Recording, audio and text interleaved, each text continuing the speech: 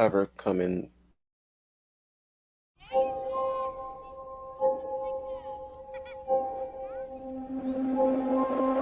The top of every mountain is the bottom of another. The top of every mountain is the bottom of another. Run for cover, you'll discover some will thrive and others suffer. Cause the top of every mountain is the bottom of another. Ooh, don't wait, don't hesitate. Better speak the truth, let it resonate and let it detonate and get blown away. Till you keep on rising to a higher place.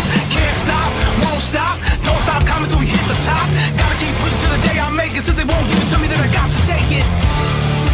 The pain today is power tomorrow. Keep on coming, but you'll never catch me running. Cause I won't bow down. No matter what they say, I wouldn't do it any other way. Keep on coming, but you'll never catch me running. Cause I won't bow down.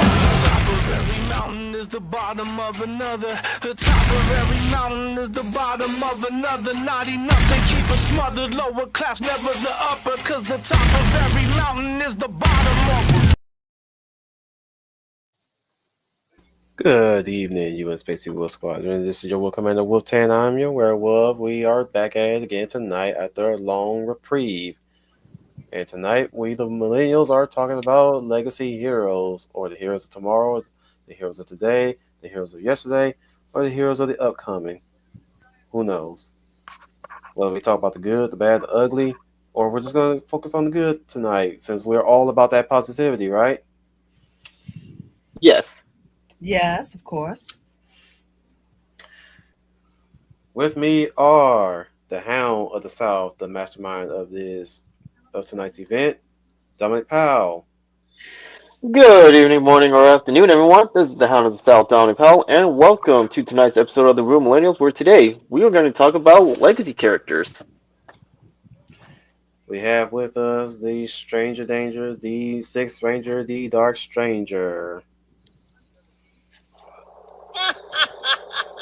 Hello, monkeys. Oh, good Lord. Oh, good Lord. Didn't think we would have Frieza tonight. Oh, Jesus. Leia, you don't know who he is. Anyways, we have the lovely Leia Bauer, Leia Plus Size.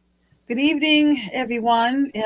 For those of you who are on the East Coast like me, good late evening. But thank you for joining us for this discussion of what we need more in this world, heroes. And in this one, we'll be talking about the heroes of tomorrow and their legacy. So thank you for joining us. Take it away, Dominic. Oh, right first. You're East Coast, right, Leia? Yes. Beware the Ides of March. Oh, good Lord. Isn't that for everybody? No, it's March 15th. It's when Caesar died. Oh, so Oh. That is true. Yeah, you are right about that. That is so true. Mhm. But since you brought up Frieza, he is an example of a legacy character of the villain variety of Akira Toriyama's Dragon Ball series. May he rest in peace. And I mean, what can we say about Frieza? His legacy, it's because of him. He pretty much set up each arc for Goku and the Z Fighters. we believe in metrosexual white boy supremacy. All hail Lord Frieza, who we cannot tell whether he's a woman or a man. He's a man. Or is Voiced he? by a woman They kind of sometimes. flip on what his race is capable of and not. I mean, on one side, it's like dynamics. They're both sexes. And then on the other, they say, oh, well, Frieza's got a mommy. And like, where's the mommy? And you got fanfic saying, oh, it's the Western Supreme Kai who lived. And others, you just don't know. Just like, who's Vegeta's mommy? Don't know. Well, I mean, as readers, we can't safely assume that his mom died prior to the events of Dragon Ball. But yeah, so Frieza's race, unlike the Nameks, dynamics like or an all-male race, but they reproduce like asexually by vomiting up eggs. And he's like Frieza is like has both sexes, Well, both like male and female. we don't know. It's vague. They never really clarify. Touche. Toriyama like didn't really go in depth on Frieza's race. No, he was just too busy copy pasting and putting in a blender the red ribbon with some other stuff. Frieza arc, people. It's totally Yeah. red ribbon 2.0. We should have had you on when we talked about Toriyama. No, but the point still stands that he is an example like of a legacy character because, oh boy, I mean, where do we begin? I mean, a legacy character. What exactly? His actions like left a long lasting impact. Like at first But like he he's blew, not really, like take. Oh, I mean, he's a he different type set of up legacy character. things, Yeah, but we're legacy character. You're talking about like successors, and in that term, you're mostly focusing on out of the DBZ cast, Gohan pretty much is a legacy character. He's supposed to be until Toriyama changed that with the Buu saga and went off the rails with GT. But in my mind's eye, he is still the hero of Z. But yeah, one thing we can say about Gohan is character is from a literary sense. But yes, a traditional example of a legacy character is of course Gohan, the son of Goku and Chi Chi. I didn't care for him really. I mean, no offense. It's just how many times do we have to unleash your hidden power until it's like out? Like when you hit that peak, and then oh well, we're finally hitting the peak, Busog, and now it's like no, he's still got far more hidden power. Like what the? Oh come on! Where is this coming from? Like And Toriyama, why is come on, Goten man, not getting any of this? he right? should he should have been Goten's mentor. Mm, Dare I say it? If I had my way, if Toriyama had given me a reign to write the Buu saga, like I said before, and they've already made it possible with Daima, from what I've heard. But Vegeta would have went Super Saiyan 3, mm. or what Mhm. or a form that resembles Super Saiyan 3. Well, they also brought in four Super Yeah, Saiyan they four, they also did that too.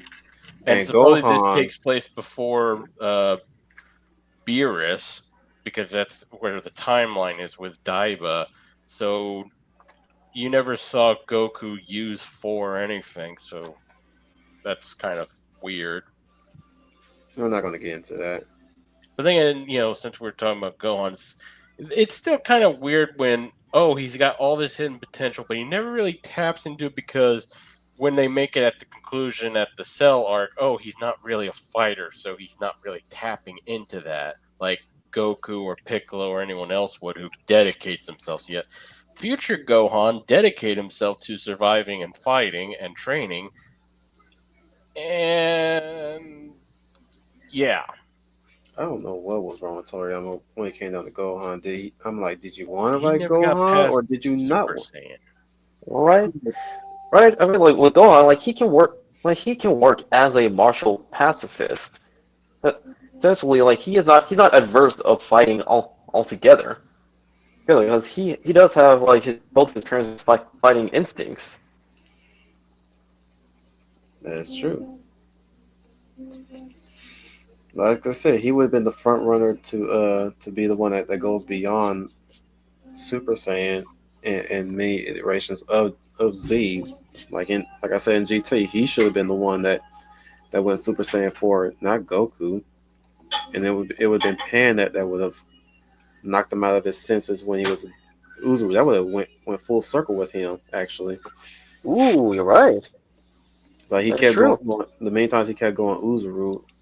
The second time he grew his tail back, and he's already tapped into Super Saiyan 2, and he combined that with the Uzuru form, and that's how he created SS4. Mm-hmm. or at least, or at least some. It wouldn't be called SS4. It would just be it'll probably be just his beast form, Yeah. like a beast Super Saiyan. Because calling it Super Saiyan 4 will be weird when Super Saiyan 3 hasn't really been established Hmm. in my rewrite that is. But of course, I Right. would have Vegeta create that or some semblance of that.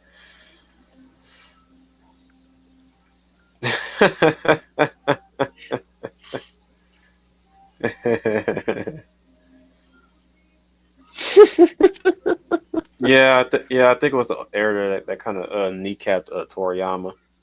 Yeah, that's more the editor than Toriyama himself. But back to legacy characters, though, so we don't get too far off the track. True. And we're kind of losing Leia, obviously. So Yeah, I have Leia, no idea who you're talking about, but go yeah, ahead. Mm. how about you start us off with a legacy character? Oh, me. Oh, well, okay.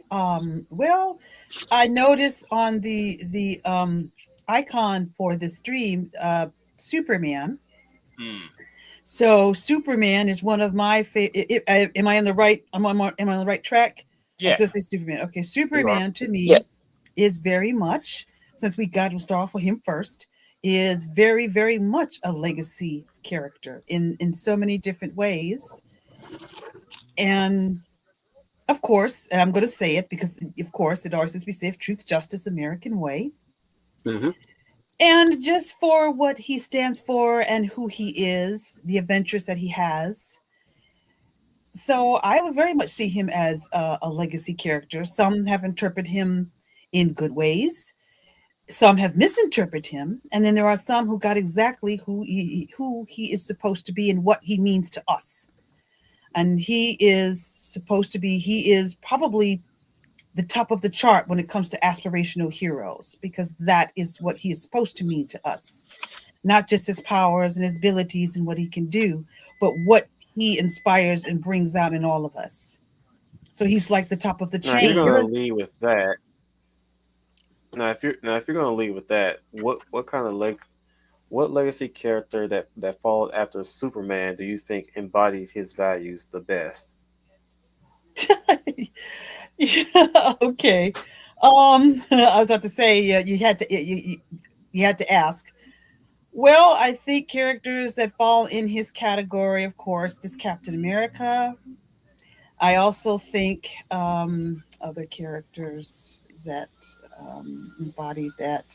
Some are not comic book characters. Luke Skywalker, King Arthur. Um,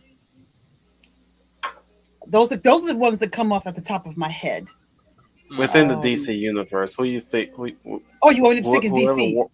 Oh, okay. whoever Specifically, wore the these legacy characters means like a successor or whatever to a prominent iconic figure. So you say Superman, who is a successor to that, not like Batman or anything. People who Right. take off from like the sidekicks become the heroes or something like that, or some new Oh, character. mm, uh, I have to think about that a bit. If I had the question more, I would have researched because the first person I was going to mention next was Wonder Woman, but she's not a sidekick to anybody. No, if you go with Wonder Woman Donna Troy. in well, you could Donna Troy, but there's others who take after her.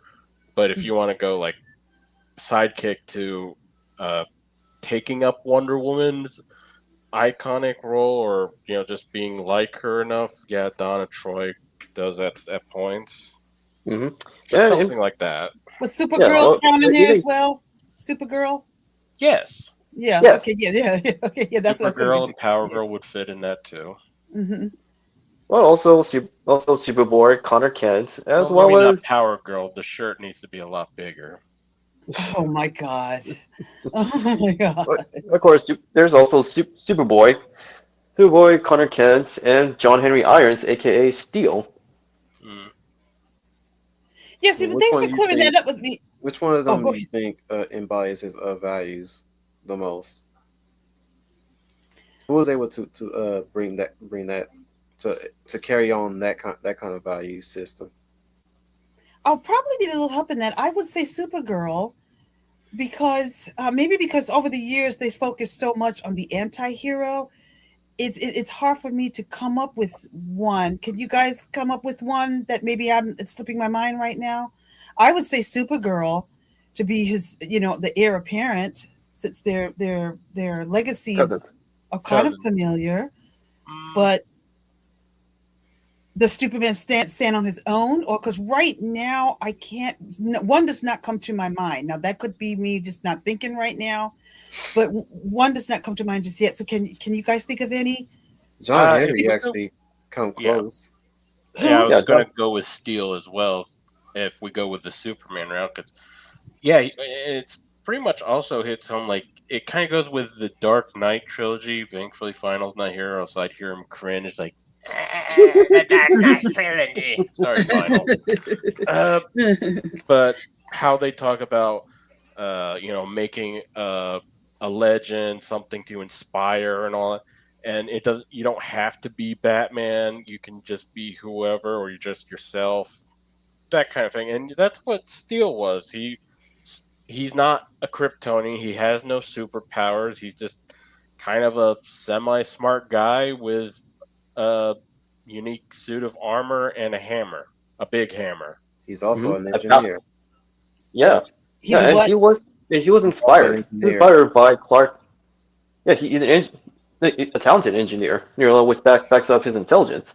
Yeah, And because the fact it's due to the fact that he was inspired by Clark's actions, which came after, but even before like he and Doomsday had the climactic battle in Death of Superman and leading to Reign of the Supermen, then he decided to create his own identity, maybe calling himself Steel, but he carries the S logo to honor Superman's legacy and his values.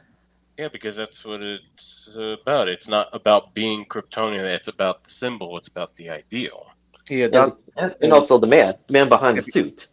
have you also have you also when you do Reign of Superman, right? they Yeah. Yeah, all they all took one of each of his notable taglines: the man of tomorrow, the last son of Krypton, the man of steel, the boy of tomorrow.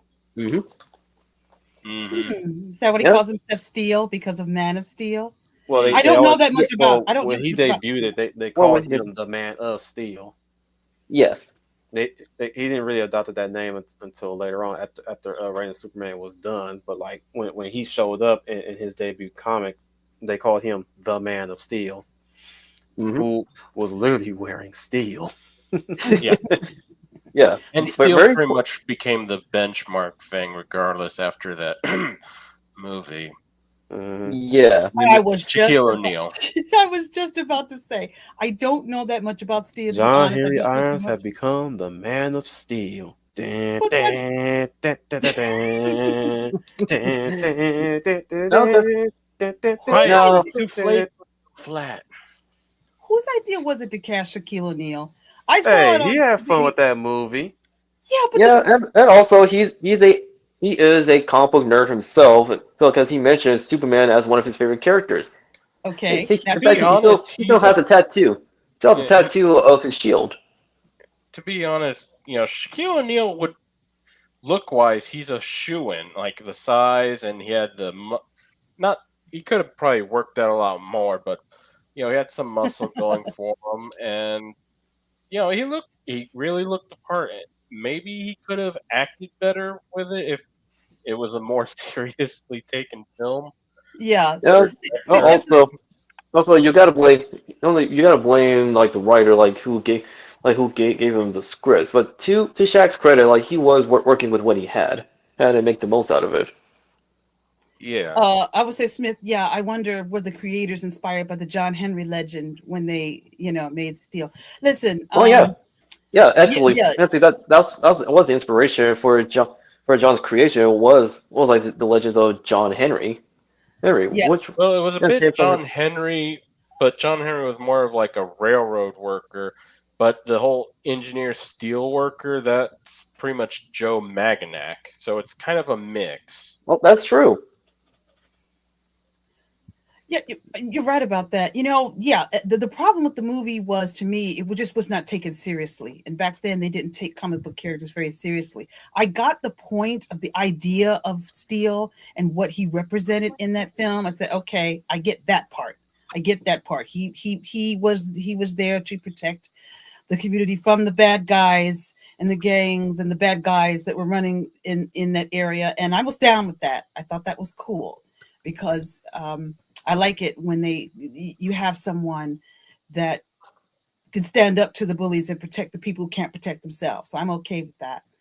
It's just I agree that just the movie was taken a bit more seriously. That's a movie I would redo over to give Yeah, it the no seriousness that it needs, because comedy that like the portion. souffle shit. I just kept rolling my eyes with the souffle jokes. Like, ugh. Yeah, I'm like, come Yeah. on, Souffle guys. was always a running gag in the 90s. I do not know why. There was a Me lot of neither. shows and programs that had a lot of souffle jokes where I'm guessing that I'm guessing they were trying to challenge people to cook a souffle. I suppose with Souffle that joke. suck. I No, ain't I never still had don't it. get it to this day. It's I like still yeah, don't get it. the fact that the joke was you have to be quiet while it's cooking or baking, excuse me, while it's Or baking. else it goes flat. And I'm like, who cares? It's food. Yes. Cook it up. I'm eating it. It I'm just doesn't like, matter. my question is, does it really do that?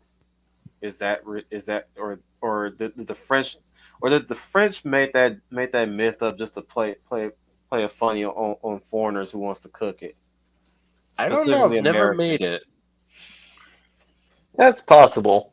It's possible it just to have their fun with Well, here's foreigners. the thing: you never really knew much about Steel. You have known about the movie, but what was your take on him in Justice League Unlimited, Leia? Or heck, or in Superman the animated series. I Yeah, thought I thought he was pretty cool. Again, I loved him. maybe not high on my list of favorites. Forgive me for that. I'll have to go back and look back at those episodes, since I have Justice League Man, Unlimited stood on up to physical media Metallo and and live. Superman. Yeah, I thought that was pretty cool. So I Yeah. now that you're explaining to me, you're making it clear to me what the topic of this conversation is, the legacy characters. I've got a more clear understanding of it. I thought he was pretty cool. Hmm. I just don't know that much about him to really give in depth. Sorry about that. That's something They I'm just don't going to use have to him go back enough, and look at. not until now with the DCAU recent stuff that's been He's cropping he up. had some moments, but nothing really big or breakout, that Mm-hmm. make him shine. He was Falcon in the early MCU half, Mm-hmm. where Pretty nothing much. to write home about, but he's a solid character in a solid foundation. He's there to support. That's basically his that's His pretty motif. much his function is more of a supporting character. On his own, I'm pretty sure somebody can pick him up and enjoy him. You know, Well, you can always read Louise Simonson's run on the character, and it still holds up. hmm And buddy, yeah, you're right that the movie could have used like one of the members of John's Rogues Gallery, right, or White Rabbit as the main villain instead of the arms dealer. Right. But I mean, as for like the other like four Supermen, men that represented different aspects of Clark's character. Yeah, you have Connor, who was a clone of clone of Clark, as well as before it was retconned to Lex Luthor as his human donor half. He was he represents like Clark's youth, but he was brash. He was brash, and he had a lot of growing up to do. But he still like carried on Clark's values. Because like even like as he grew out of his brash phase. you In gotta other look. words, he's not the broody character from the Young Justice animated series. Yeah, I was gonna say he got a lot of attention. Young Justice. well, he got a lot of attention like in the original Young Justice comics, but the animated series wasn't even trying to adapt the source material. It was an example of an in name only adaptation. He was also in Smallville. Yeah, which did handle like Connor better than Young Justice.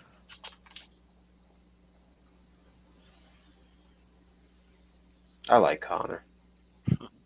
Oh yeah. Well, as for now, Gorilla, for the other Well, two, he you know, let's not get too far off. So Leia is pretty much the Superman legacy characters, which is also a very good foundation. But what would you guys' takes be? You know, which character? since you and Wolf have already taken Steel, I Well, say I agreed with where, if in the context of the question of where, if you went with the Superman route, which legacy character would really be a best example? That Yeah, well that's Power, what we agreed to. Power Girl. Power Girl. Yep. that's a start. Oh Yeah, dear. So it's you like Power Girl. yeah. I've been been a fan of her since elementary school because she's similar to Kevin in a way that she's a fish out of water because she is from the original Earth too. But in that, like in that pre-crisis Earth too, like she is the heir apparent to Clark's legacy. And she grew up like from a teenager to a tomboy well, Superwoman.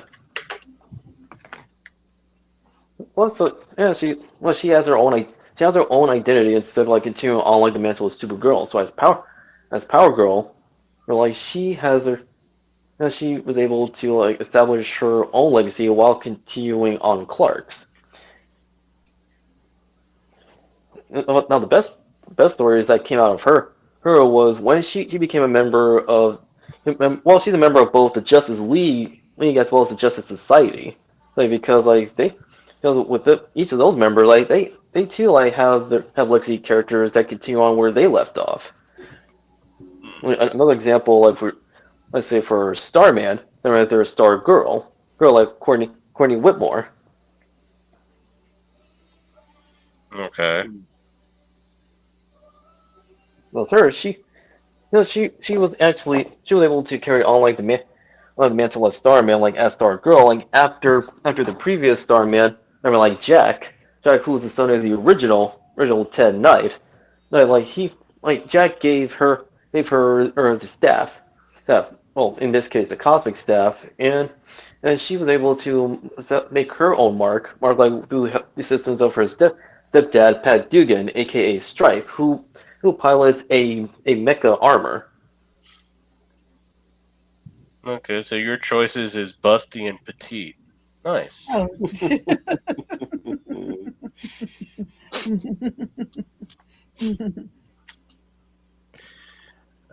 So So what you're about?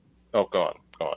no, it's just a quiz. So we're looking for characters that are sort of heirs or heir apparents to established heroes And or characters. as we were going along, maybe we can also talk about people who branched out from them that kind of got inspired by said heroes as well. Hmm. Okay. And it doesn't necessarily have to be comic books or like it could be elsewhere too. Just to let you guys know, Hmm. I would say we were starting that off with the foundation, which is comic books and hell even stories like written stories. For me, it would Well, be so, the dead weight Nero from Devil May Cry. The dead yeah, weight. Nero. No, Nero. He counts as a legacy character, no, but he takes more out of his uncle than his dad. The deadbeat dad. Yes. Hey, don't get mad at us. That's what the fandom has come to call him. The man wanted to avoid child support.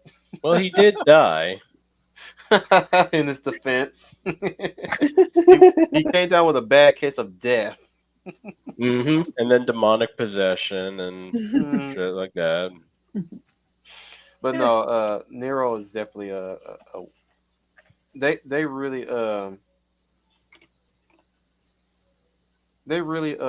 handle him pretty well, despite some of the some of the circumstances of his creation and the circumstances due to his birth, his being, and the way how the fans handled him in Devil May Cry 4.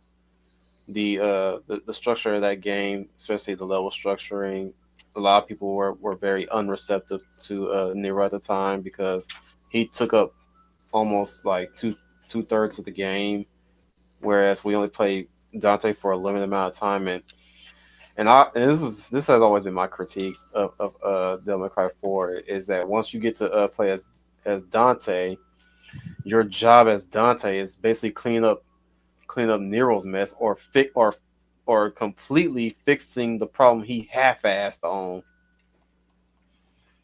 And there's also the other critiques, which they kind of fixed a bit, although it's still kind of there in 5. How Nero was just edgy Dante, pretty much doing the Dante spiel, but not being Dante, which is why everybody enjoyed doing the Dante thing because it was Dante and it was just more smoother and well delivered. And two, this also was still in the same window of that DMC kind of reboot by that other studio, whatever, Yeah. Team with who Point also had Studios. a very edgy and narcissistic Dante that was pretty much just being what Nero is light of at times that nobody liked. But all in all, he's a well-rounded character. He's a the trouble with Nero at times is the fact that he comes off as Ichigo light Hmm. You're for not Yeah. wrong. And that like final demon form he finally gets, that just screamed, "Oh, hollow mode." Yeah. Now, it's not the fault of Johnny Young Bosch. This is how Nero was handled in the Devil May Cry series. That he draws I mean, parallels between Ichigo of Bleach. And I they Towards mean, both him, get an Kyrie. Orihime. I was gonna say that Kyrie looks just like Orihime, especially with the white dress on, and we And have they the humble survivor bang as in humble that white. as just as in Bleach. Hello. well, glad you could join us. Oh, hello. Hello. Sorry, I completely forgot. It's okay. That's okay. You're just Are in you time. okay? You sound down. I'm doing okay. It's weather. Hmm. Gotcha. But yeah, the regardless of that going against Nero, I still like him as a character. Hmm. Same here. I still get I still get a kick out of the times where when DMC4 was wrapping up, everybody was still speculating on Nero's His parentage. parentage, yeah, and everybody was so sure that he was Dante's son, and I was just sitting here rolling my eyes like that. I'm like that will ever happen. That dude is abstinent, despite the No, fact it that he was hits on base. Capcom. They were doing the Wesker spiel, so obviously he's the son of a villain. The villain with the katana weep sword. Mm-hmm. Virgil. Yeah. We all knew it was Virgil. What we Yeah. did, especially when he activated his not so his stand power, the devil trigger. I'm sorry, the what you call that thing? What was it called in The Devil May Cry hollow 4? mode. Not the hollow mode. In four, he had a stand. It had a Oh, name. yeah. That form had a name because he didn't really have a proper devil trigger. Right. He just had that that stand standing behind him. when every with time that he activates stupid it. sword that revs up like a motorbike. I'm like, Hey, hey, hey, yeah, yeah, yeah! Don't hey, you you know it's dare! true. Don't It's you stupid. dare! Don't you It is dare diss stupid. the How do Red you Queen! swing That with is that the if it's most supposed to awesomest. rotate? That's the awesomest dumb idea I've ever witnessed. Ever. Nah. That shit was cool, man. Yeah. Especially, especially when you see it done in real time when he revs and slices dudes I was like, bro, a fucking motorcycle handle for a hilt of a sword that No, no. juices it up That whenever was time you rev it. stupid, but they improved it because Dante did it better with actually having a fucking motorcycle Yep. that he could split apart and make into big clubbing weapons. Mm-hmm. With That was chainsaw. cooler. That made more sense. Like I said, it was the best dumb idea I've ever witnessed. And don't you Now, tell me of Nero's uncle Dante, he would too count like as a legacy character because like him, Nero, as well as Virgil, like they are like not like the successors of Sparta, but well, unlike Virgil, like Dante and Nero, like they actually carry on like Sparta's like virtues and also his character. But we don't see Sparta or really interact with him, so he's kind of a moot point. No offense. well we don't well people been crying for a Sparta focused game, but I don't think we should do that. I just But find it sad though that, like, I mean, I guess I could understand when it comes to Chris because he's just dedicating himself to the mission, but Dante is not Chris. He's flamboyant and playful, and how the fuck do your brother nut before you do? Well, he's still a lady, and the chemistry is No. still strong. Well, yeah, but they should have banged a long time ago. I mean, like, gee, can't you do it think? with Chris because that will be incest. n- No, yeah, no. Well, technically not because it's not his actual mother. It's just made in the image and voice of his mother, but it would Is still there a just be very difference? weird. It's not biological. It's just weird. Yeah. I'm just you remind me of my mother that died last year. But yeah, I mean, I'm surprised they're keeping her looking that young because she's still supposed to be human. Yet when she's supposed to be like what 20 or something in Yes. DMC3, and going to the timeline, Nero was concepted, not born, concepted bef- right before 3. And when you first play him in 4, he's like what? Like upper teens, 20 Upper something? teens. So that means the lady should be like what? In her 40s, early Yes. 50s? They kind of got No, her something like 40s. the 40s. Yeah. Like if he's not tapping that, god damn it, Dante, what the fuck is wrong with you? There's always Lucia. Yeah. Then again, she's an artificial thing. I would like to And see there's her the come. anime chick who they canonized I'd like to see by her come not going back. to her Lucia. birthday party. Yeah, I like to see. I would like to see Lucia come back. But let's move on. Okay. But we're Alright, talking about legacy characters. If you want to benchmark a specific character, we'll tackle whoever branched off from that character was it or either was inspired by that character. You know, it could be a sidekick, it could be a side character, it could be a partner that takes up the mantle. Mm-hmm. Just giving you some examples so that you won't fumble like Leia did earlier. Yeah, sorry. Yeah. So we start. I We start. apologize. We start on comics, and the character we brought up is Superman and the people he inspired. Maybe I should lead next time. Well, I'm sorry. I just needed a clear context of exactly what it is that we were discussing. We said legacy. I wasn't sure. So Yeah. sorry about that. But you guys are doing good so far. So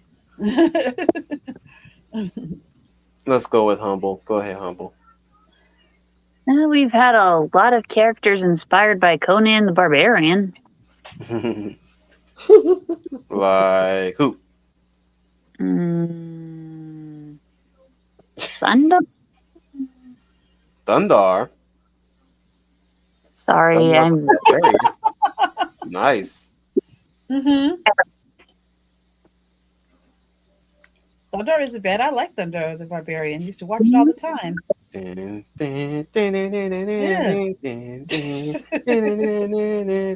oh, oh my God, he's got to do. Yep, he goes with the theme. Yeah, I used to watch it Anna all the time. Barbera was cool. What One of my favorites. One of my favorite Saturday Mhm. morning cartoons was Thundar. Never missed an episode. He was Well, inspired, but his world was very different. The world building for Thundar was very different from from Conan. Robert E. Howard. Right. For many of the barbarian characters, they had to make the worlds different. He's another example of a character inspired by Conan, Mm, and with him, he's actually come from a long line of heroes, Yep. and he's just the late, and he's just like the latest successor. I don't think the Kevin Smith version was very popular.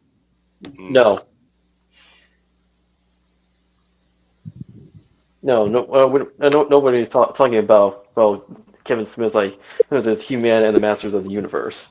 Mm-mm. But Mm. you are. Mm-mm. You're just talking about it now. Well, Let's not give it I a brief mention. well, the one I remember I was most familiar with was the 2012 version. Yes. Wait, those were 2012. 2002? Yeah, No, 2002. The no, one that 2000. came on Yeah, that's Cartoon Network. 2000. Yeah, 2002. Or Yeah, no, like 2012. So He-Man and the was Masters of the Universe. Mm-hmm.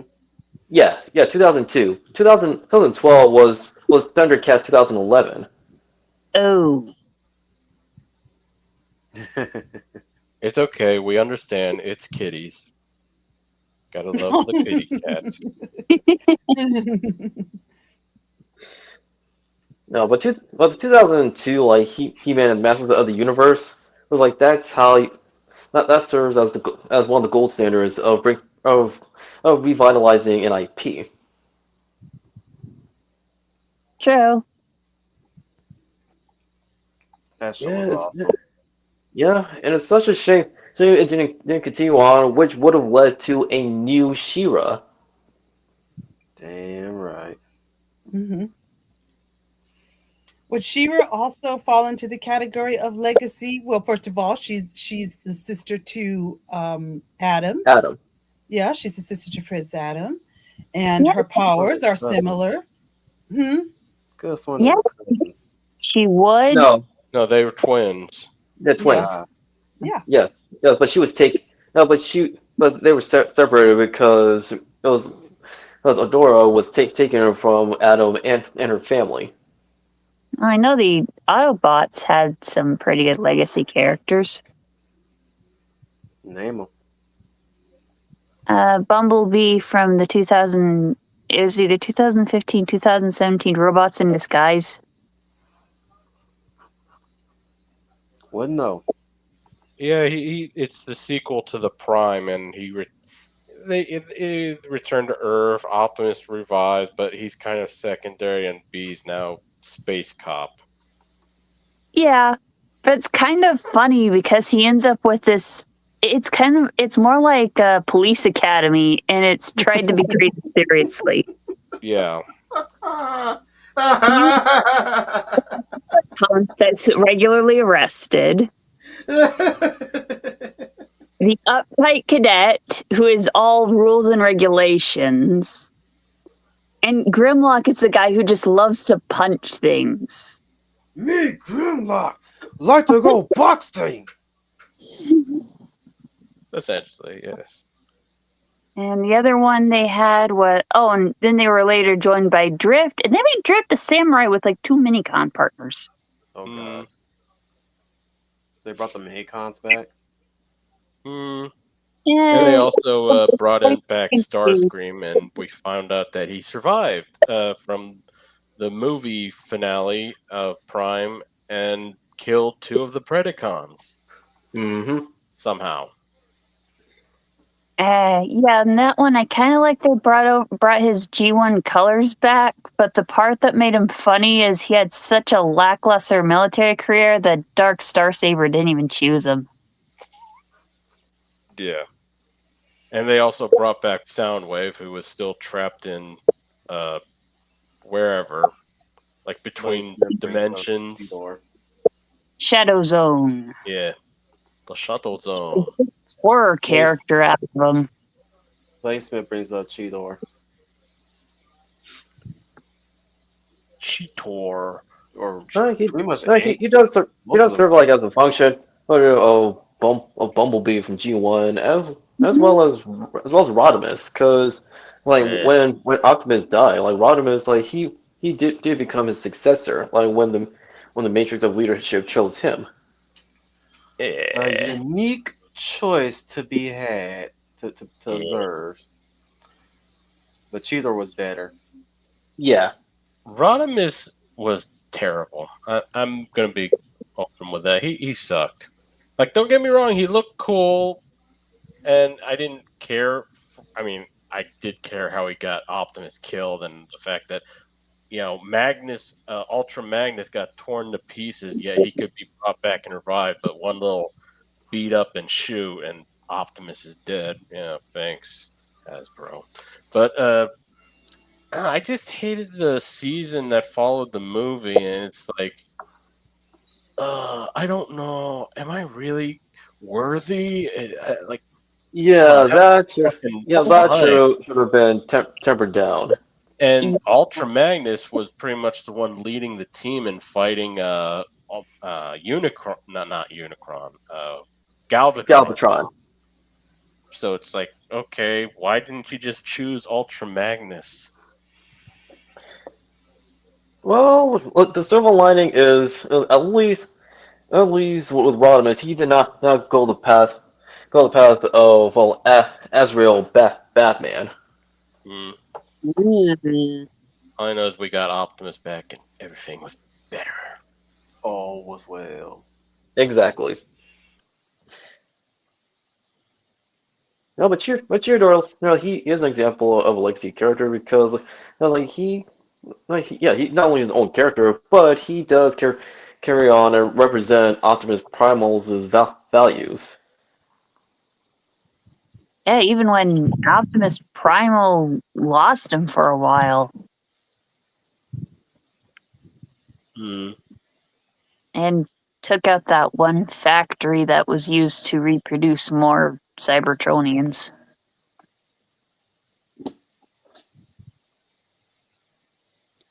Which I get he was following some type of weird and crazy prophecy, but it's like, why'd they make the leader guy go off the rocker?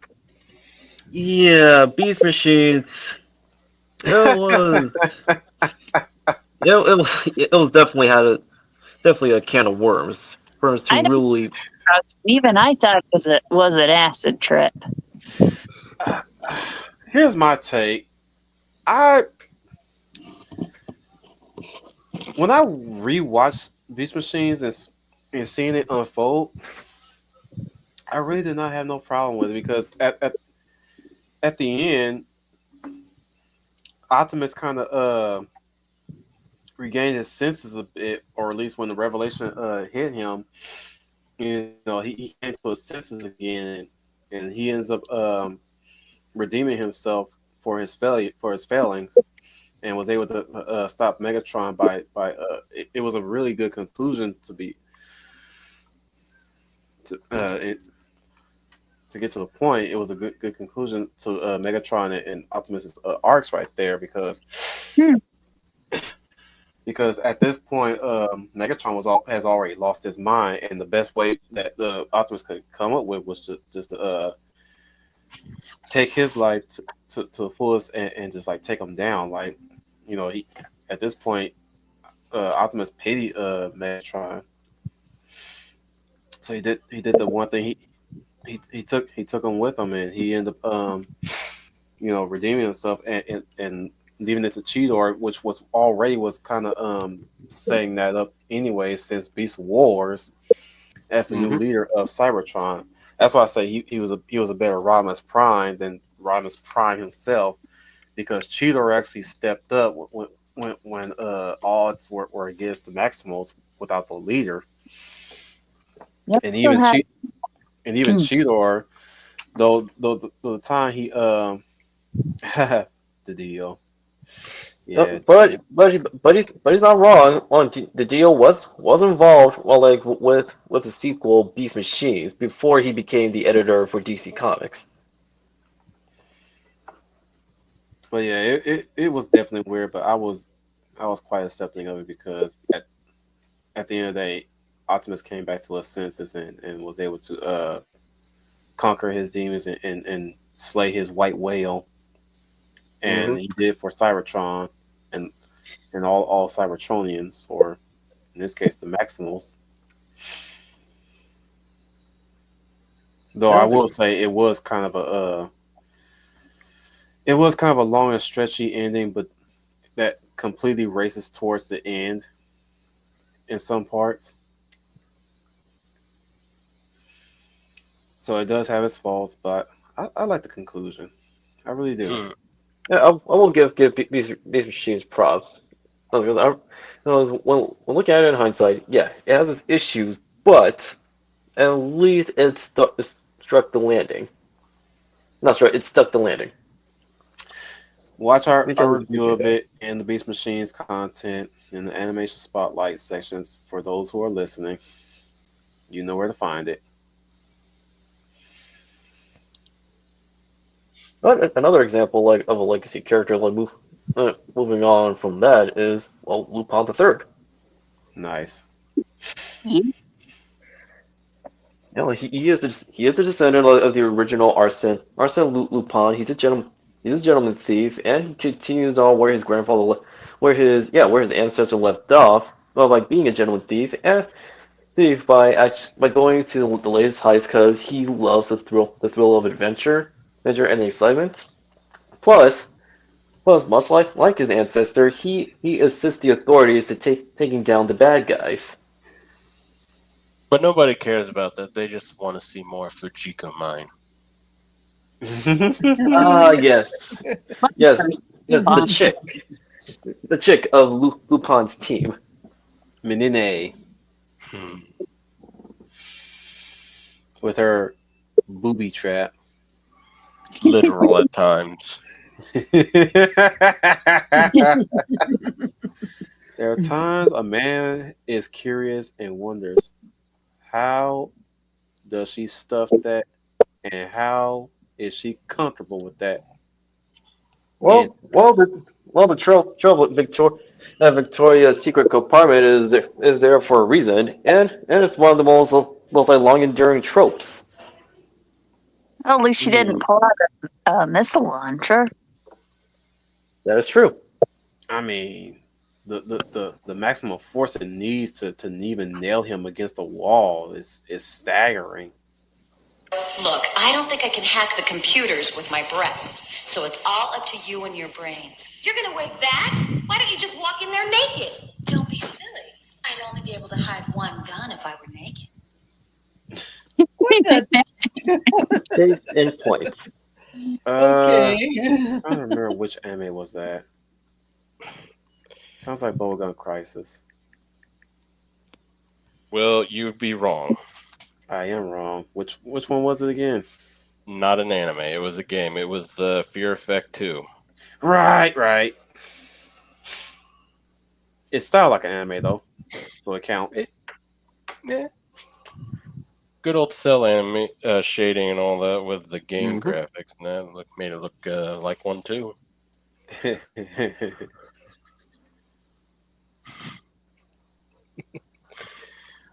I'll give you an example of a bad legacy. Ooh. American Werewolf in London. I mean, sorry, American Werewolf in Paris. Oh God, yeah, that is, oh, that is bad. Sounds like I dodged a bullet not watching that one. You did. That one technically takes place in the same universe as the original. But Oh, talk about but a bad. explain Oh, to the viewers like, oh, what makes it an example of a bad legacy? Because we're not even touching on legacy villains. What are you talking about? he wants to. Why is it a bad legacy? It's a Um, bad legacy of a very well written movie. The yeah. fact that it substitutes the horror for for more of a rom com take on it, and it takes all the beats of the original and just runs with it in goofy ways, more ways than one, and it treats the lycanthropy as a easily solvable thing, whereas in the What? original it's more of a, well, you're screwed, dude.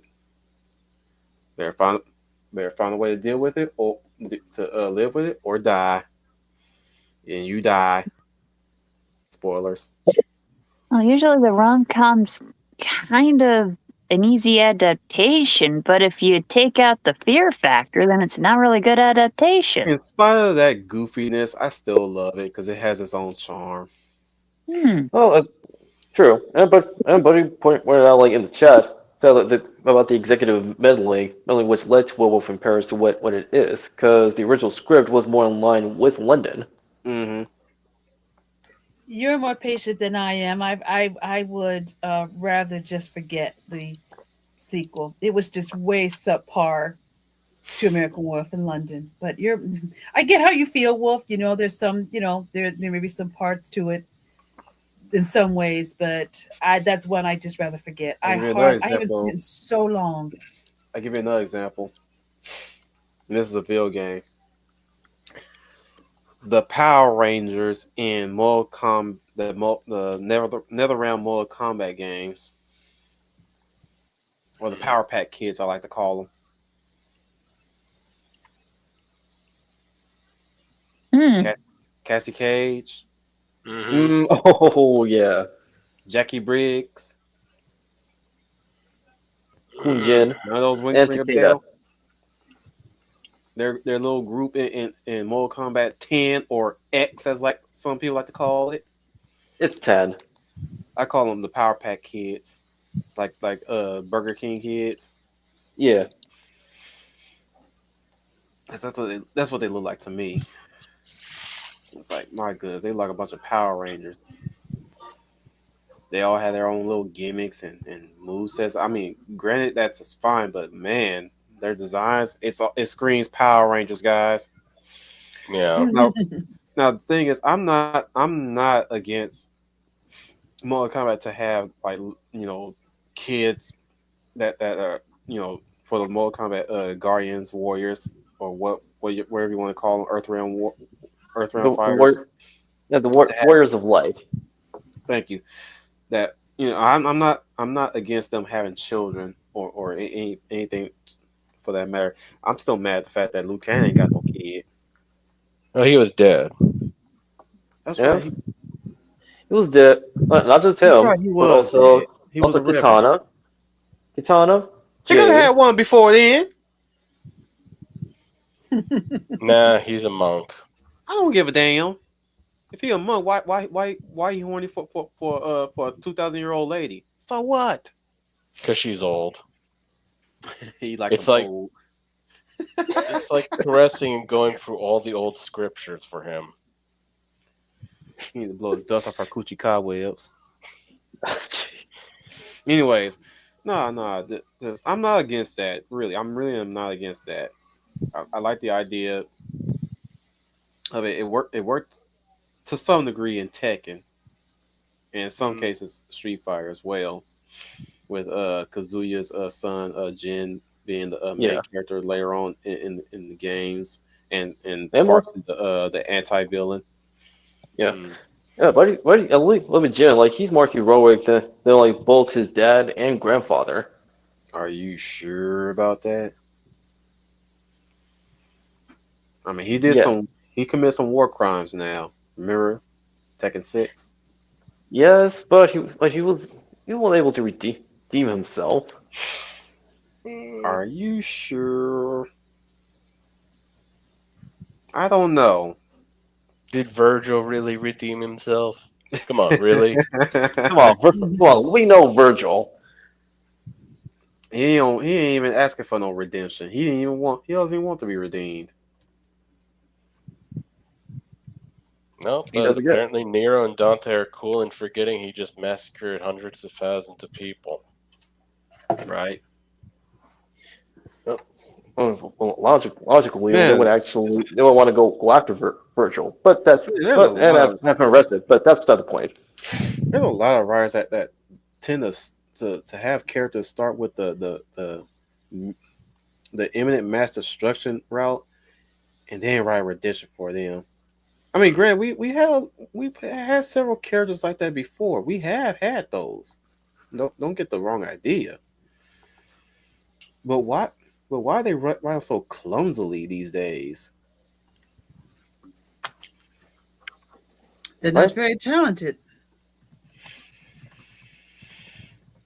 But going back to what I was saying, the Power Pack kids, they're fine in parts, but man, It's do just they? the writing really held them back because Hmm. it was just no, it was just poor. It was poorly written. Yeah, they were just too much like the Planeteers. Hmm. And the cages getting so much attention. I'm like, who has a favorite in Cage really? I mean, I like Johnny Cage. Don't get it twisted. I like Johnny Cage, but I don't think about 45% of the game should have been dedicated to him and his family. Mm. Hmm. I agree. I mean, I like Johnny Cage. I usually main him because he's fun, but I Hmm. when they don't make him a complete retard. But Hmm. Exactly. yeah, I don't Well, think it should have been dedicated to him solely. also, like Sonya, she was done dirty in Mortal Kombat 10. Goodness Hmm. gracious, why they race Sonya that way?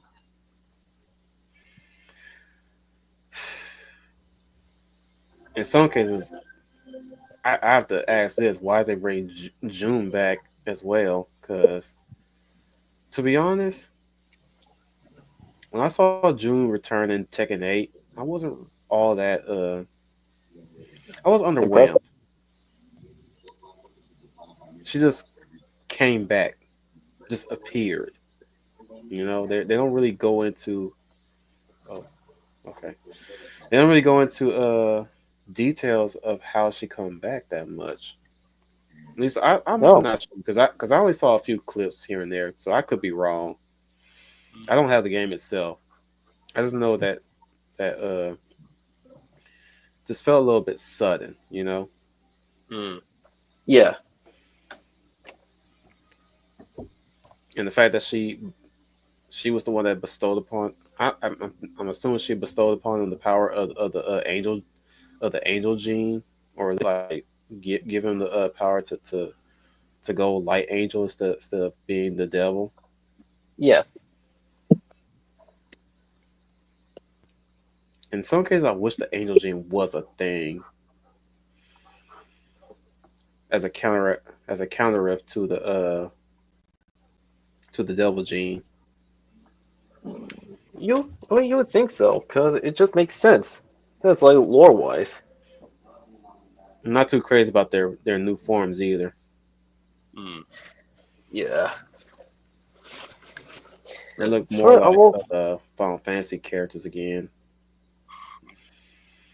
But go on, Well, Don. I will say. I'll say where they took Jin in like in six. Cause like it makes while like you learn the reason like why he did the way why he committed those actions. You still want to ask those writers why did you do that? Yeah, because you set him up like as not just the fake. as just the the face to carry on Tekken, but he is a genuinely good guy. But to write him as you did, dude, you just besmirched him. He basically did what Heihachi did in Tekken 3. Hmm. Yeah, even He though no, it was established in the previous games that Jin is not like Heihachi and his grandfather. it was to draw out Azrael. That's why he did it. I was like, oh man, Like like that's your fuck like that's Azrael. why why you made him do this to bring out like the progenitor of the devil gene. There are other That was ways like to a do it, dumbass thing in right? that game. We could go all night about how terrible Tekken 6 ruined a lot of shit. We Hmm. can go. I can go for hours about that shit. Not just the individual character, but just the overall. Just oh, this is this now because we created this thing and we could not think of a better way to introduce it. So there you go. Hmm. No, it could not be like ogre like be its own entity with its own motivations. No, it had to be the progenitor of the Doji, and that's all I'm gonna say for now until we cross that bridge talking about video games again. Cause Well, another man, example of a legacy character is the Zoro's successor in the Mask of Zoro, yeah, hell yeah, forever love that movie. and it still holds up, including the soundtrack. Do you know how to use that? Yes. Point thing goes into the other man. Simple. And to this day, like Anthony Hopkins like did a good job like playing like Diego de la Vega. Mm-hmm. Which was really a surprise that he was actually playing the original Zorro Yeah, in the I was two And surprised movies. they it cast him makes too. sense. Makes sense because like the Mask of Zorro, like like it does serve as a sequel like to like the original Zorro movies.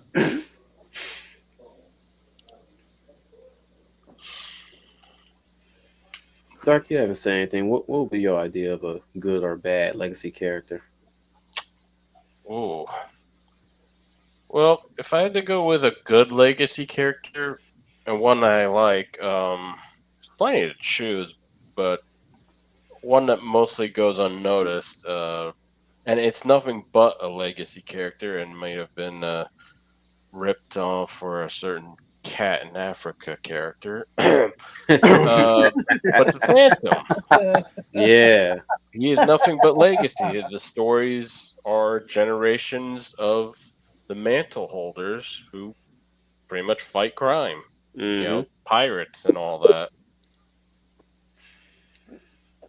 Uh, that's, I mean, yeah, I mean, the weapons change. The most iconic is, of course, the two pistols, which is cool.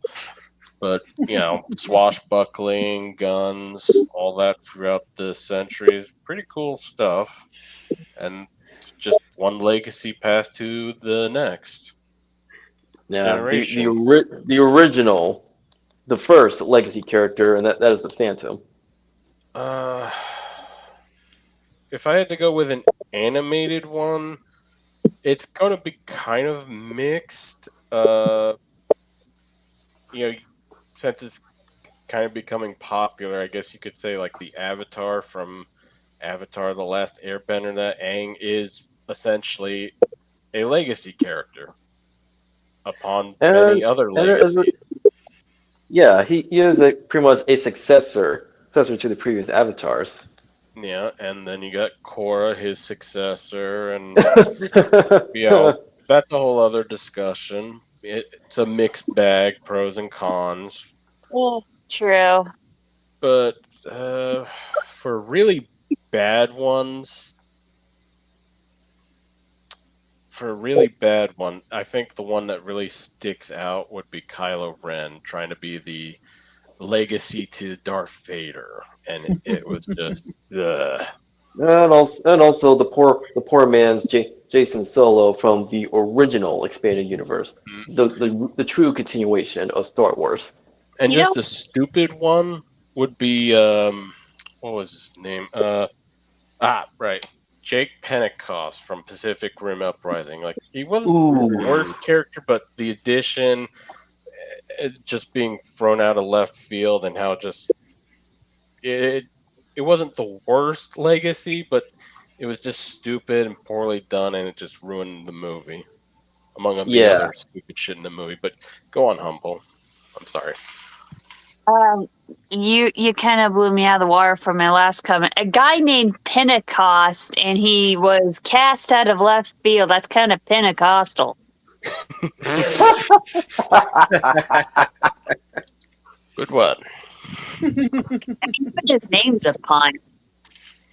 I'm gonna make it funny. Anyways, there's also Terry McGinnis, which he is by far one of my favorites. And Uh, also, Yeah. like he's one of the gold standards of how to do a legacy character right. Because similar to Alejandro in the Mask of Zorro, like Terry. I mean, Terry, he was just a regular kid until like he discovers like Bruce's identity and also like the loss of his dad, and he approached Bruce and he uh, uh, wants to be. quotations, Dad. Thanks, Justice League Yeah, Unlimited. yeah. I since come to accept it. Right?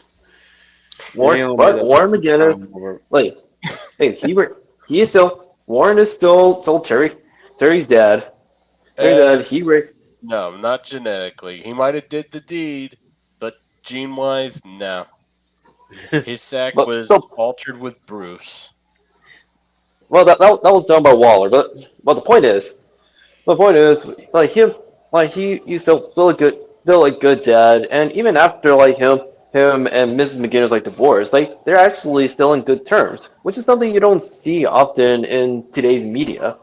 Of course, you gotta wonder how did they not pick up on that, or maybe that's why they broke up. Like, honey, I just noticed something. What?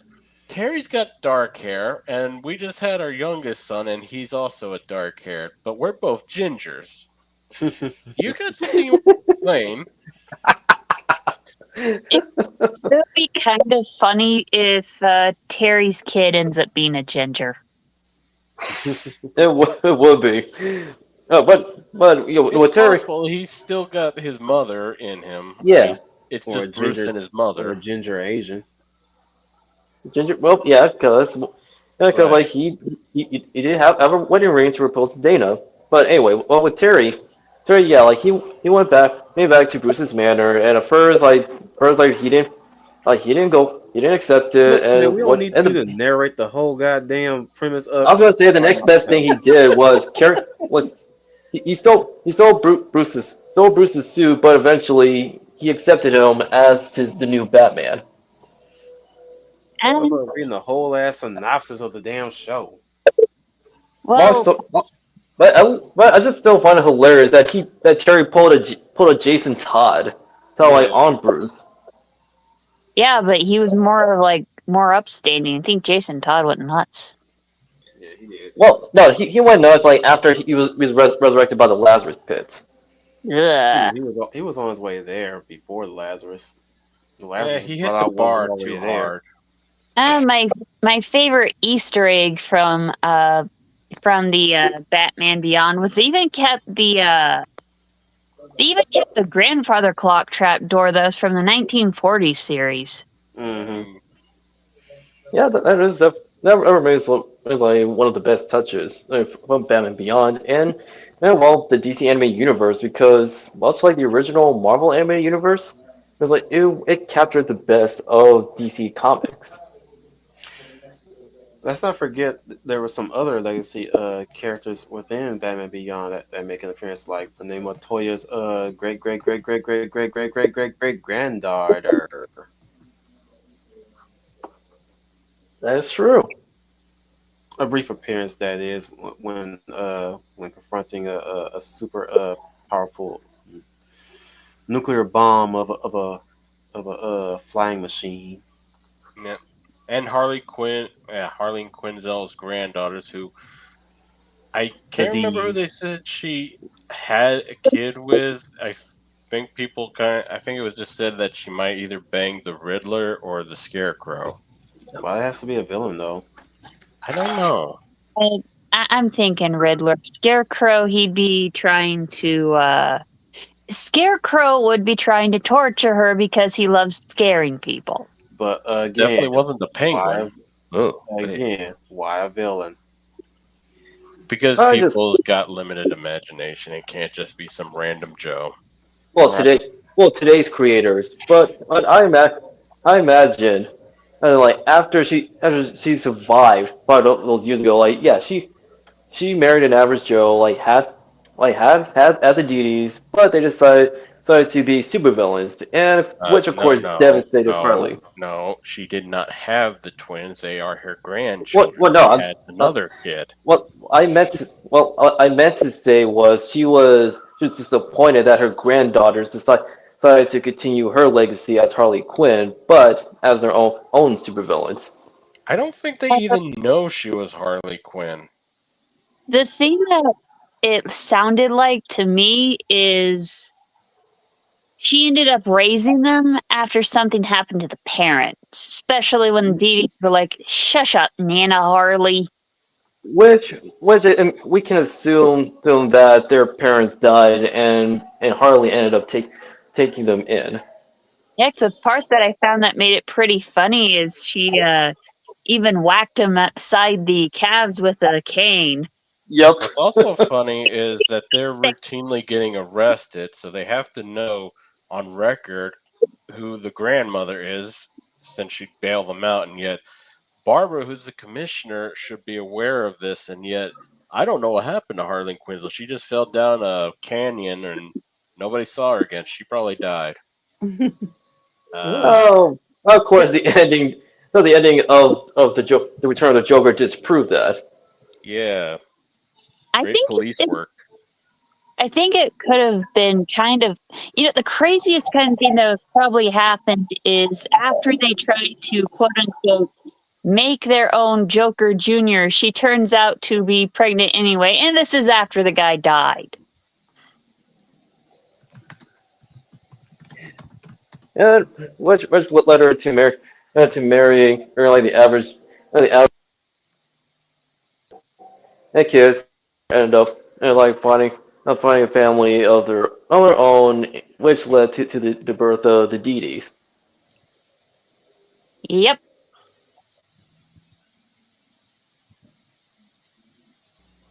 Either way, they're a great concept. Yeah. God, that has Oh, to be a oh, scary thing, though. Could you imagine from being one of the regular arrestees to being one of the grandparents at least that is always told your grandkids are in jail again? We all know the baby daddy what was hit was Harvey Bullock. you He put his dick I in could see crazy. that, and that would be a fun thing to see. Wait, Mhm. Harley Quinn? I'm just saying. Harvey Bullock. Kind of fun to see. no, no, but he also brings up another legacy character, Warhawk, the son of Jon Stewart and Shaira, Hawk Mhm. Girl. Hmm. Who may have laid an egg.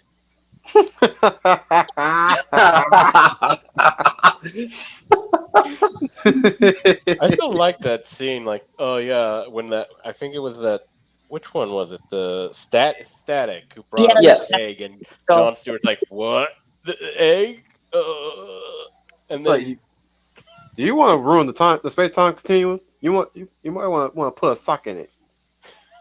dude, the part I found the most sad is he ended up going off on Hot Girl after that, and I was like, it's not even her fault. This is like future stuff. Hmm. He didn't go If off. he should He have clocked would have probably been future him. If I'm he, saying he didn't really go off on her. He just leveled with her on it. Yeah. Hmm.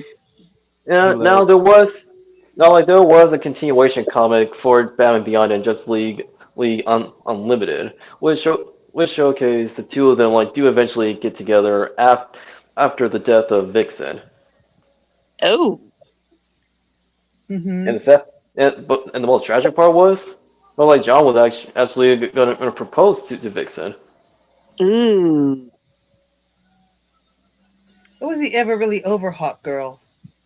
I always No, felt he never quite really was over her.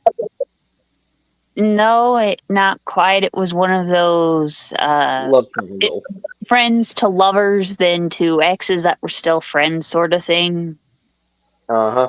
Yeah, it's like what Dom said. The old love triangle storyline uh, that is used most often in these films. Because I felt he was never over Hot Girl. I know he was with Vixen, but I think his heart was still with Hot Girl, even after all of that. But the trope of the three-way love affair is one that they like to use. Now that's just me. People may see it differently, but I felt That he's girl really over Vixen her. Jump Skirt one was a bit more well written than some of the other. Oh Hmm. heck, see a badly written soap opera and a legacy. You check out the Soap Opera Digest. They excel at really bad love triangles. Yep.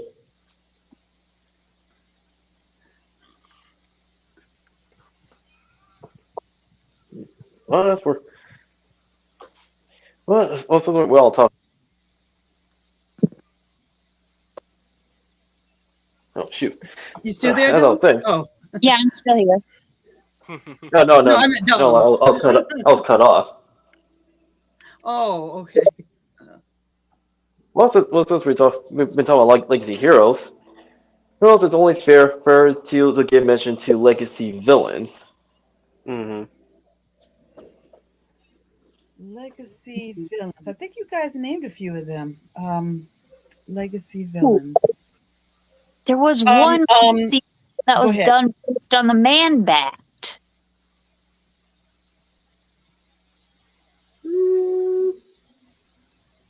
I think it was called Cuvier. He basically decided to do fashionable gene splicing.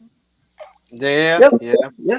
Yeah. You're not wrong. Yeah. No. Well, He's an example he was of the a legacy legacy villain. character. He was the legacy villain of what's his face that did in Tiger actually.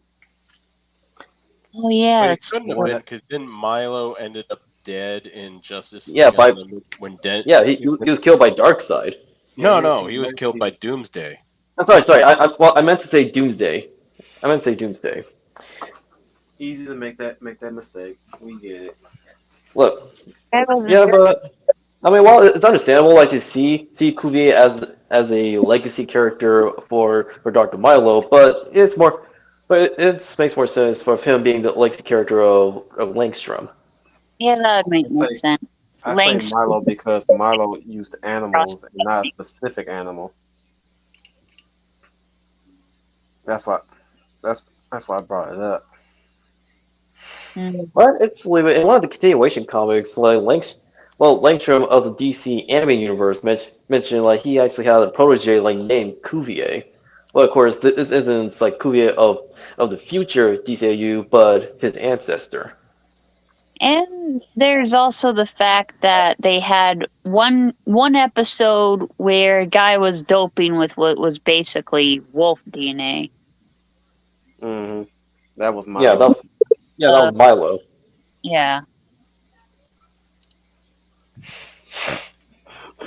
I was like Milo was a bastard, but even he like didn't deserve like what happened to him like by Doomsday's hands in Justice League Unlimited. Ugh. What are you doing? Fixing your problem. Yeah, you gotta give it to Dwayne and the writing team like to know like they knew like how to write horror even And I think he implicit. wasn't Doomsday voiced by Michael J. White. Hmm. Correct. Yeah. Yeah, and honestly he was the best choice. Mm. What is it that you want? Absolute. I don't know. Absolute power. Isn't that what you want? You cannot hurt Now me. My bones can survive, but my Bones. Now, I remember being surprised was to learn like how DC animated universe like Doomsday came to be because instead of being like from Krypton, well, from Krypton's ancient past and buried under the earth, he was a failed clone of Superman, That's which um. look they couldn't look to be fair like to the right to Dini, McDuffie, and the others, like they couldn't really do the death of the Superman arc without giving it proper setting up. Still don't like it. Hey, I didn't say I liked it either. Which is a shame. They could have got away with it since you had like evil Superman. Like, okay, let them duke it out, and then you have the death of Superman that way. That's This is the true. bad Superman. And let's not forget, Justice League Unlimited did not shy away from characters dying. I mean, Milo was mentioned when you had Doctor Dream. Apparently, some of his victims, even his wife, died, and they made Yep, mention of that. Doctor Destiny. Yeah, Doctor Yeah, no, Destiny. they really like made him the Freddy Krueger of the DCAU. And in Batman Beyond, there were characters that also died. Mm-hmm. Yep. Mhm. Well, I mean, Even look at Blight. Well, you don't know if he died or not. They just No, he's speculate still he alive. did, That but was he. that part keep coming back every damn time. He's all Mm, that man ain't never gonna die. But he is Batman not Jason. did the least cutaways for their most gruesome scenes. No, Black. That one episode that's supposed to be his last. It was last episode was not his last episode. He did show up at some point in one way or another. I can't remember what it was though. But mm. I do remember him getting one last shot, and Batman was fighting him not too long ago. I was like, yeah, I ain't never gonna let that man die. Are ya? What Never. about the girl? A lot of people said the young girl. I can't think of the game. The card. I can't think of Ames, it. Yeah, the Yu-Gi-Oh. no on Batman, it's Justice League and Batman the animated series. Wait, Ace? Yes, everybody said her death was sad Hmm. because Batman stayed with her until she passed Oh, away, yeah. and Yeah. nobody knew she passed away wait, because all the illusions disappeared once she died. Now, well, I mean, now Ace, like Ace and the other kids, like they didn't ask, they didn't ask, they asked to be trained as essentially government soldiers. That ain't what she talking about, Dom. What makes her a standout legacy character? Well, actually, well, it's granted with the Royal Flush game, like they're no the new one for the future, they do count as legacy characters. Hmm. I was also going to say when you said about legacy characters, villains, wouldn't Harry Osborn fall into that category? Yep. Yeah, yeah, Yeah, yeah. yeah. But I will say, well, to briefly go back to Ace, but much like her original namesake, she didn't ask like to be in the family business. Right. But at least like her and Jack, like they're able to finally escape. There's also 10. Hmm. The Yeah, spinning example of Selena Kyle, aka Catwoman. yeah. And yes, buddy, like no, yeah, the Royal Flush game from the source material, yeah, they are the definition of legacy characters because like you're not even like you're not really countering the original Royal Flush game. You're facing off their successors. Oh yeah, Phil Urich. Phil Urich, the nephew of Ben Urich. And yeah, he was an example of a good legacy character when he took up like the mantle of Green Goblin, until editorial of Marvel decided to screw him over and turn him into a villain, which goes against his character.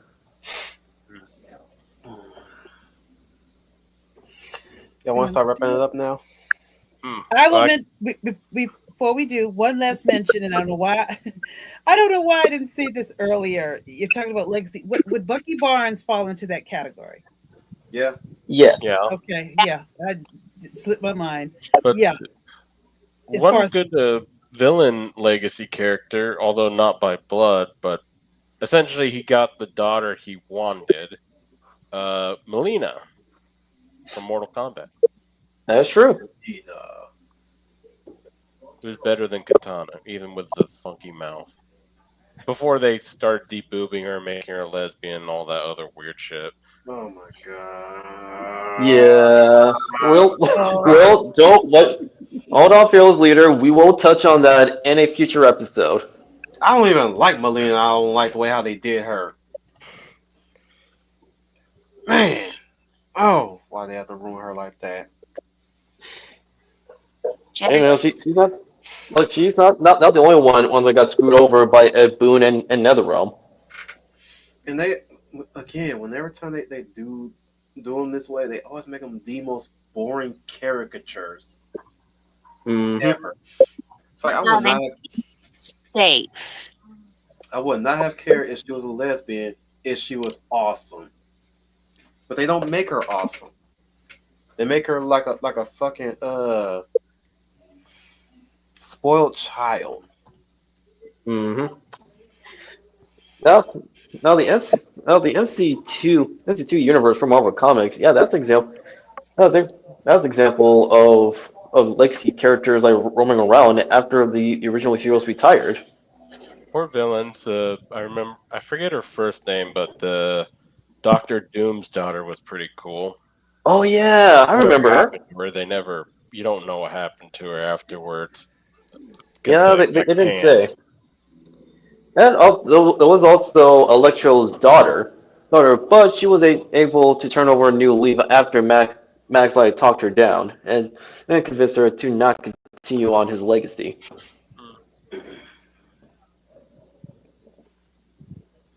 Anything else, Leia? well, that's pretty much it. The only thing I would say is Barnes to me, and maybe I'm wrong, but I don't see him as a villain. I see him as a survivor, and through the spirit of Steve Rogers, he was able to regain his humanity back. So you talk about Which also happened in the legacy. comics. Yes, yes, that happened in the comics, and he had a good run in the comics when he took up the mantle of Captain America. Some of his storylines, I think, were very good. So I agree. yeah, some of his storylines were very good. So when you now define to me about legacies, I think his is the best one, being someone that knew Steve and grew up Steve and knew him when he first became this hero, and then when he himself took up the mantle, embodied all of the traits and legacies that he has. So that's one that sticks out. But I don't see him as villainy. He was able to escape that through him becoming the new Cap in the comics. He was able to escape all of that and redeem himself back. If you ask me, like he should continue on as Captain America longer. Oh yeah, I feel the We same way. cannot we cannot leave this without mentioning the best legacy characters ever. Ironheart. No, That's funny. Yeah, that's a good one, man. no, it's the Tiny Toons. That's true. I didn't bother to pick that up. That's a good mention. Yep, Tiny Toons. That's a good Or mention. Max in the Goofy movie. Yep. Mm-hmm. Mm-hmm. Shit. Yeah, Max.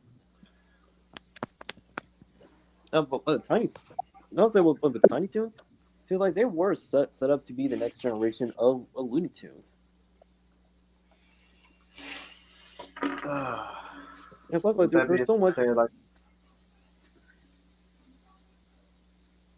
you want to Uh, finish? yeah, there was so much more to know, but I will. Well, In let's 30 words or less. Well, I can tell you less said about the reboot for Tiny Toons, the better. Wasn't even gonna mention it.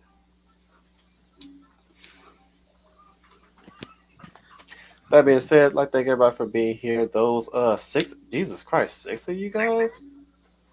I guess you guys are finally found time to come by to us, and really do appreciate you guys coming by. Plus those non-existent motherfuckers that keep popping in and out. Thank you so much for everybody for listening to us fumble around on this topic. Though we picked it up in the middle and stuck the landing in the end. And was able to give you some prime examples of good legacy characters, or what we like to believe, what we like to have as our prime examples of what measure makes a legacy character good, what makes a legacy character bad, what and how name some of your legacy characters in the comments. Actually, Oh, yeah, name, before we do head off, like Buddy does mention Ultra Girl Because from Marvel what about Comics. the lesbian? okay. Oh my goodness. Oh my God. Right, Redon is gonna say. Oh my God. He's No, he four. nobody nobody does mention Ultra Girl from Marvel Comics, and he's not wrong. Like she was originally going to be a successor to Carol Miss Marvel before Kamala even came to be. Mm, He did mention the Ultraman series too No, earlier. no, that was William. Did, No, was that William? no, but yeah, that was William. Anyways, yeah, Ultra, yeah, that was another good Ultraman, yeah, example. he's the definition of a long list of legacy characters. Oh yeah, you also had the Young Avengers, Heroes of Tomorrow, that Yep, animated film, and I'm And a not very like good that one. one that much. I don't know why. It's a good story, but just rubbed me the And wrong way. but it did end on a look. In spite of the dark future setting, it did end on a hopeful note. Oh yeah, yeah, definitely. Yeah, I probably just didn't like the kids. yeah, it ended on a hopeful note. Aged old wrinkly Hulk's gonna have sex with wrinkly old yeah, Betty. because they're old. sounds like a Viagra commercial. There's gonna be skin flapping for sure. Oh, Oh my Mm-mm. God. no. Betty. No, man. I'm gonna have to Oh, watch it again. My perspective might change by then. We'll see. Anyways, tune in tomorrow for our talk of history, and then we'll pick it it's back up with the even funner stuff, like our upcoming movie spotlight of Dolph Lundgren starring in the '89 Punisher. a So I hope everybody has been watching it just for memory's sake and for notes' sake, and we'll be discussing that movie next Tuesday. Yes. it's fun. Well, it's funny that you bring it up. Oh, 1989 Punisher, because I've been Okay, you can save it for observing. later. Come on. No, I'm just saying I've been observing that people are actually appreciating it more than they did years ago. Yeah, including Buddy. It's probably the better Punisher. I mean, well, yeah, I like it better than James, though. James was good. Ray Stevenson's was very good on equal terms, but I just like the Dolph Lundgren more. I don't know why. I don't know if it's nostalgia or just how it ends, because that ending just really hit. Yeah, I think it's the ending. We'll talk more about it next Tuesday. Okay. So, with that being said, in full reverse rotation, we have the Humbles Virus Humble Marty. Hello, I'm Humble Marty. I'm sorry for being late, but I'm glad to be here. Marty is never late. She arrives precisely as she means to. We have the Sixth Ranger, the Dark Stranger. Hello, thank you for having me. The lovely Leia Leia plus size. Good evening, everyone. This is Leah Plus Size, your lovely lady of valor. Thanking you for joining us in this discussion of legacies of our heroes. As Wolf said, if you have uh, legacy heroes that we have not mentioned and you would like to make mention of them, please leave it in the comments below and please express yourself. We would love to hear what you guys are thinking or saying. Express Yourself. themselves. Oh my. We're going Oh, there now. goodness. Express yourself. Writing wise. Oh, you want I us don't to know if it is. describe it in No, writing? no, Okay. no. Everybody have a good weekend. Let me get out of this before this gets even deeper with Stranger. Last Have but a good not weekend, least, everybody. the Hound of the South Dunnet Cow. Well, thank everyone for joining us in tonight's episode of Real Millennials. After much delay, make sure you all stay tuned for tomorrow's episode of History, as well as next Thursday's episode of Real Millennials, where we talk about heroes and villains.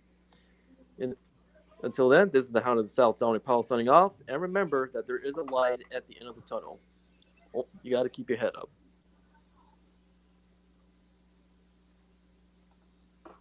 And this is your Will Commander Wolf Tan. Remind you guys once again that you are the UN Spacey. Welcome to the world. Big smiles, everyone. You beat the bad guy.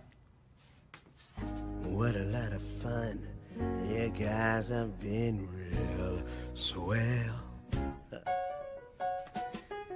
And there's not a one who can say this ended well. All those secrets you've been concealing, say you're happy now. Once more with feeling. Now I gotta run. See you home.